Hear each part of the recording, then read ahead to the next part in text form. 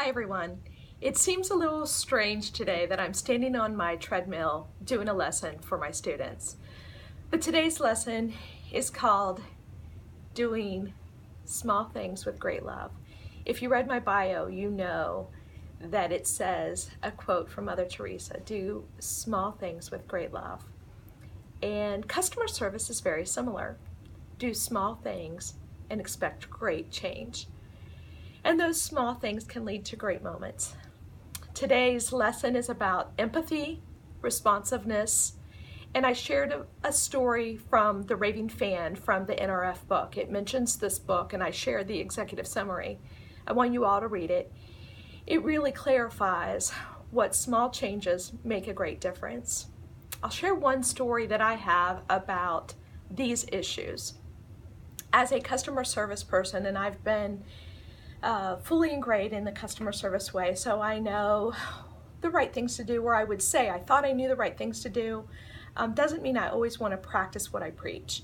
So on this particular day, I am inundated with lots and lots of emails. In addition to the emails, my phone is ringing off the hook. I have 10 appointments that are scheduled and about 5 or 6 other people trying to get in to see me on this particular day. It was a crazy advising day, and I teach and I advise, and I was overwhelmed, and I was sitting there. I had about 15 minutes, and my phone rings, and I accidentally pick it up.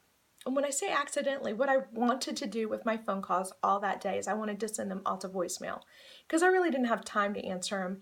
And I wanted to say, you know, the customers that are here in front of me are more important than the people who call you on the phone and don't bother coming in. So I think that's one of your questions on the quiz. So anyway, I answer the phone, and as I pick it up, I'm like, I'm like mad at myself for picking that up. And I want to answer Robin Ambrosi, so the person knows I'm busy, I don't have time for you. But with my good knowledge of customer service, I say, this is Robin Ambrosi, can I help you? The person on the other end, him and haws, well, yeah, I don't know. I've been thinking about college for a long time. I've tried this before. It never really works for me, and I don't really know why I'm calling you. The honesty of that moment. When I heard that person speak, what I heard is, I'm really, really scared. And so my answer was, well, aren't you in luck? Because I've helped a lot of students get enrolled in college, and today I'm here to help you. Let's get going. How can I help you? It was sort of just like that kind of answer. And it was really, I don't know, full of energy. So it wasn't really just like, let me help you. It was like, well, aren't you in luck? Because I have helped a lot of students get enrolled in college, and today is your lucky day. Let's get moving. How can I help you? What do we need to do? Just, it was that kind of energy. And we went through the process. The phone hung up, and on it goes.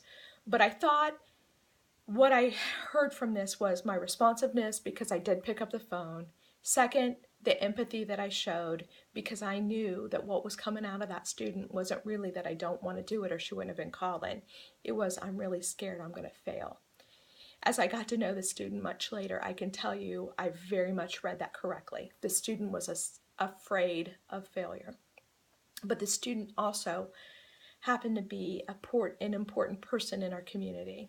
And my president came in the following week, I don't even know, and was giving me accolades about helping a particular student. At this point, I have no idea who he or she's who he's talking about. I don't remember this conversation until the student stops in later and tells me, and then shares that I passed this information on. And I think on that day, I made her a raving fan because I went above and beyond. It was little small things, but it was more than she had ever experienced before. So I ask you, in your situation, what small changes can you make? And we've talked about the intangibles. We've talked about tangibles. We've talked about a lot of different things these past weeks. Today we're going to look at empathy. We're going to look at responsiveness, and we're going to talk about small things that can lead up to make a big difference. So in your own environment, what small changes could you make? Where do you want your company to be? How can you get there? And what would your customers want? Those are all questions that we're going to answer. Hope you have a great week.